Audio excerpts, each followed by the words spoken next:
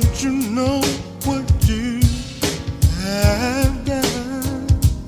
Realize that you're taking someone's possession. You're taking lives and causing so much pain to others.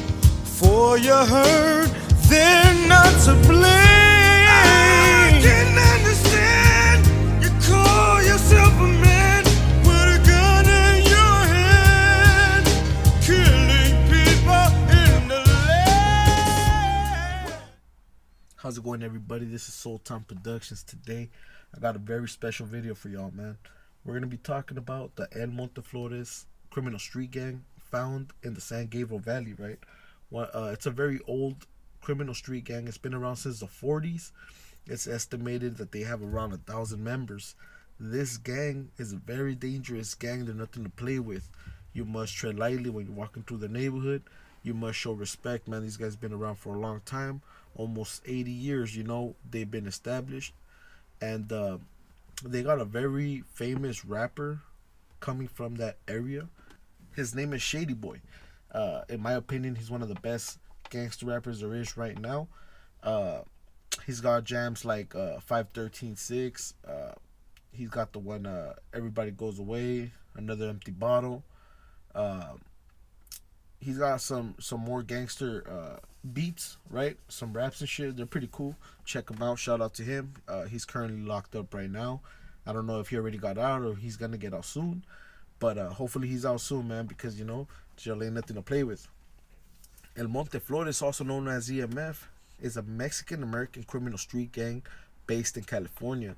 It is the largest Hispanic gang in San Gabriel Valley and one of the oldest in Los Angeles County.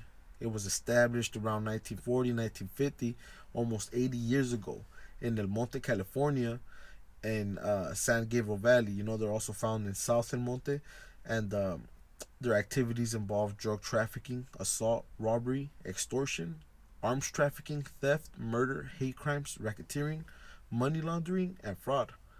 Also known as EMF, the gang has had an estimated 1,000 members since it was formed in the 40s. The gang claims South El Monte, North El Monte, and Mayflower Village as its turf. The gang's names comes from the Barrio Las Flores, named for the flower field and nurseries in the El Monte area. El Monte Flores is now part of a large organization and pays taxes and tribute to a famous prison gang. Even though El Monte Flores are a Sureño gang and use the number 13, they are rivals with a variety of other Sureño gangs like Basset and other neighborhoods, right? Even though El Monte Flores, the El Monte Flores gang has been documented being involved in various criminal activity, and is one of the largest and most notorious gangs in Southern California. Their main source of income is from the illegal sale of heroin, crystal meth, cocaine, marijuana, prostitution, ecstasy, and PCP. EMF gang members are well known for trafficking in illegal narcotics along with other crimes. In May 2016, EMF gang member Christian Bossi Lafargo, age 30, was sentenced to 210 months in prison after pleading guilty to multiple charges, including racketeering, attempted murder, conspiracy to commit murder, and the unlawful discharge of a firearm. In October 2016, Kenneth Kofer, 37, and John Rivera, 54, were sentenced to 15 years and 10 years and 10 months, respectively, after pleading guilty to racketeering and drug charges. On July 2017, Alfredo Rodriguez and another felon shot to death Kofu outside his residence when he confronted them about loitering in front of his home, based on police reports. So as you can see, this gang is very dangerous, right? They're very organized. It's a criminal enterprise, right? They're nothing to play with. A Mexican mafia member who was a primary shot caller of the El Monte Flores street gang and another man who was a key leader of the gang have each received 15-year prison terms after pleading guilty to federal racketeering offenses. A third man who was a member of the gang has received a sentence of nearly 11 years in prison. The three gang members were sentenced yesterday as part of a 2014 racketeering case that targeted the El Monte Flores gang. an organization that takes direction from the Mexican Mafia, prison gang, and controls criminal activities in the cities of El Monte and South El Monte. James Quemo Gutierrez, 53, of El Monte, who is a Mexican Mafia member of the lead defendant in the indictment, and Kenneth Cofer, 37, also of El Monte, were sentenced to 180 months in prison by United States District Judge John A. Crostat. 180 months, how much is that? That's almost like 12 years, right? Gutierrez and Cofer pleaded guilty on April 10 to conspiring to violate the Federal Racketeering Influenced and Corrupt Organizations Act, the RICO. And it's like what I've been telling you guys, man. I dropped a video named Los Angeles War on Gangs. One of the ways the Los Angeles city defeated most of the gangs from Los Angeles was the fact that they busted out the RICO Act that they used against the Italian mafia, right? The RICO Act has been bringing a lot of neighborhoods down, a lot of old neighborhoods that have been established for years, you know. They made gangs from outdoor criminal street gangs to indoor criminal street gangs where you don't see the criminals on the street no more. You know, they hide in apartments, they're hiding indoors where they're not seen, right? They also use gentrification, you know.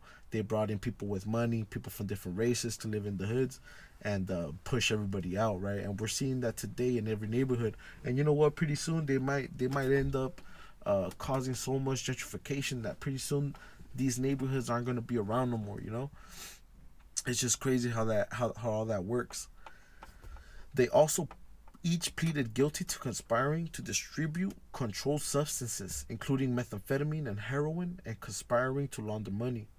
Additionally, Cofer pleaded guilty to possession of a firearm and furtherance of a drug trafficking crime.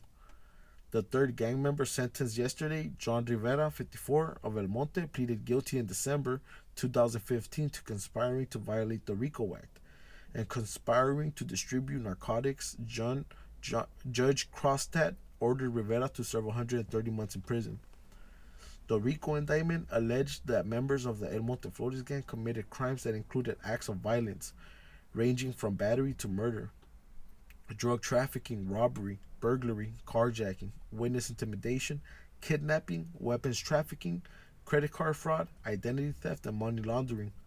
We now have secured lengthy prison terms for key members of one of the oldest street gangs in Los Angeles County after using the federal racketeering statute to dismantle the organization's leadership structure, said United States Attorney Eileen M. Decker. Even with significant gains made by law enforcement, street gangs remain one of the most dangerous criminal elements in the region and a significant contributor to violent crime. We are committed, however, to restoring order in neighborhoods affected by the violence and drug trafficking perpetrated by street gangs like the El Monte Flores gang. In a plea agreement filed with the court, Gutierrez admitted that he regularly received extortionate tax payments from individuals trafficking narcotics in the neighborhoods controlled by the El Monte Flores gang. Gutierrez knew that the narcotics traffickers would be subject to violent attacks if they failed to pay the extortionate taxes of the El Monte Flores gang. Gutierrez acknowledged in his plea agreement that he authorized an attack on a rival gang member. Prosecutors said in a sentencing memorandum that Gutierrez deserved a lengthy prison term due to his pivotal role in the gang's drug distribution, extortion, and violent activity. The court filing notes that Gutierrez has had a long criminal record, including a racketeering-related murder that resulted in a 20-year federal prison term. Cofer admitted in his plea agreement that he managed and supervised the extortion and drug trafficking activities and directed the use of the violence on behalf of the criminal enterprise. Cofer specifically admitted that he authorized the shooting of a person who had a dispute with another member of the gang. Gutierrez and Cofer admitted their roles and threats to use violence to extort taxes from drug dealers and fraudulent document vendors at Crawford's Plaza, a shopping center at Valley Boulevard and Garvey Avenue. When Rivera pleaded guilty, he admitted collecting taxes from gang members and transferring that money to Gutierrez. He also acknowledged distributing large quantities of methamphetamine. Despite spending the majority of the last 31 years in custody, Rivera has not learned his lesson and continues to commit new crimes. Prosecutors wrote in a court filing, in addition to Gutierrez, Cofer, and Rivera 31 other defendants named in the RICO indictment have pleaded guilty. The investigation into the El Monte Flores gang was conducted by a task force that included the Drug Enforcement Administration, the Bureau of Alcohol, Tobacco and Firearms, and Explosives, IRS Criminal Investigation, and the El Monte Police Department. This case is being prosecuted by Assistant United States Attorneys Jeff Mitchell and Aaron Ketchell of the Violent and Organized Crime Section. And it's like I was saying, man, these cops ain't playing nowadays, you know. What they're doing is, let's say you're not from the hood, but you're kicking it with the hood. You know, let's say they got pictures of you with the hood. You know, let's say maybe you went down with the homeboys to go get a beer real quick and they got you on camera. You know, in their eyes, you're not just someone that hangs around. In their eyes, you're already an associate by just the fact, right? By the fact that you're with them, by the fact that you're kicking it with them. They got proof. They already got you on camera kicking it with them. You know, what they do is that let's say like 15 people, right, committed a crime, right, violent crimes, drug crimes, whatever's, right, and the RICO indictment happens, right. To my understanding is that they collect all those crimes into one, and they punish everybody the same by being just in the RICO indictment, right. If I got it wrong, please let me know in the comment section. But let's keep it real, right? Is this lifestyle really worth it? You know, is there an end game to this? Is there something to gain at the end of this road, right?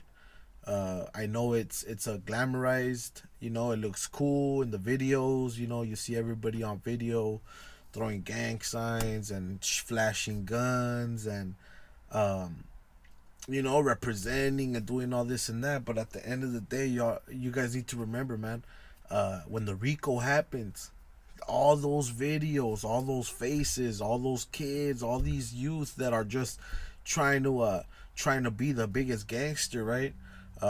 They're just collecting your fucking evidence, man. They're recording what you're doing, they're seeing what you're doing, they're seeing who's around, they're seeing the little comments people make, right? I've seen music videos where people are like, oh yeah, you know, I'm gonna get them and I'm gonna do this. It's like, hey man, you're on video saying that you're gonna do this and that, you know. Who's to say that maybe down the line you do something and they already got your testimony, you know, they already got your motives, you know. A lot of these retaliations are video made, you know. They be talking about murders on video, you know. And it's a very dangerous thing, man, playing with social media and gangbanging, man. Social media has made gangbanging a whole different thing now. Now it doesn't have to do with being a man and having respect, you know. Now it's about disrespecting each other as much as you can, you know, just to make things worse, right? It's not beneficial for our people, man. We need to wake up. We need to realize that there's a bigger threat out there killing us, and we're killing each other. And the only people that seem to be coming up from everybody is the whites, you know. It's the fucking all these people that just don't do all that, you know. You don't see white people beefing it with each other like we do, you know. You might see poor white people, right? The skinheads, the whites, you know, the woods. That's a whole different thing, you know. But they have their own trauma, you know, and it's all trauma bonds. Everybody's going through the same struggle, but people just want to separate because of race, right? We need to wake up from what's happening, right? We're being manipulated on a mass scale, right? And no one seems to understand that.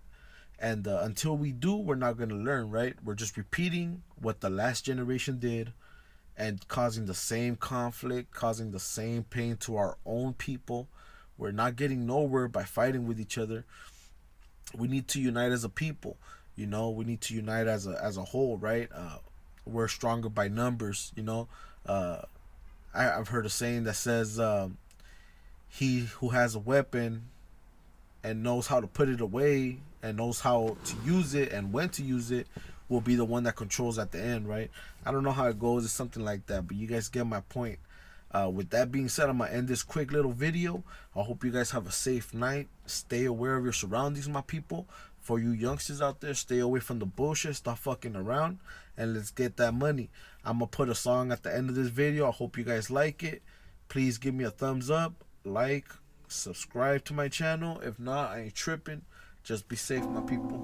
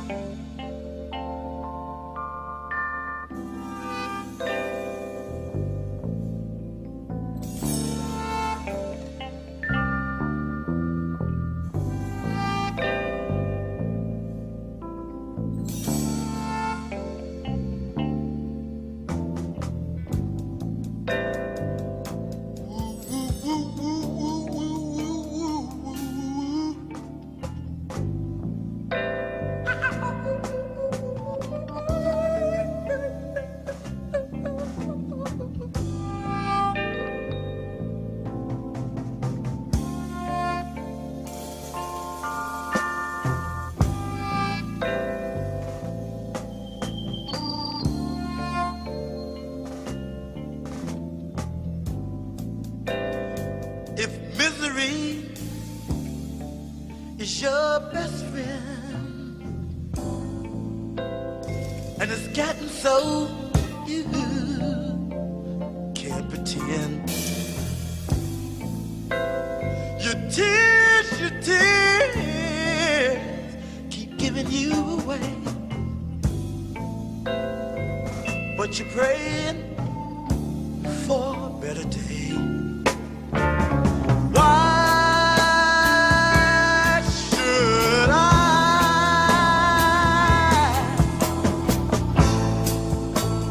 go through these changes?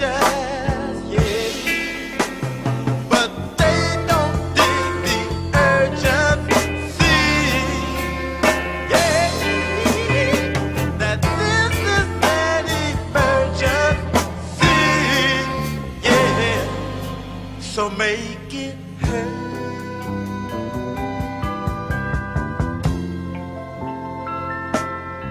Deliver the word.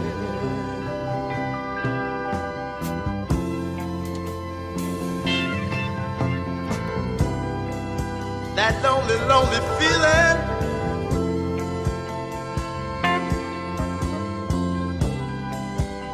stuck in a four-cornered room.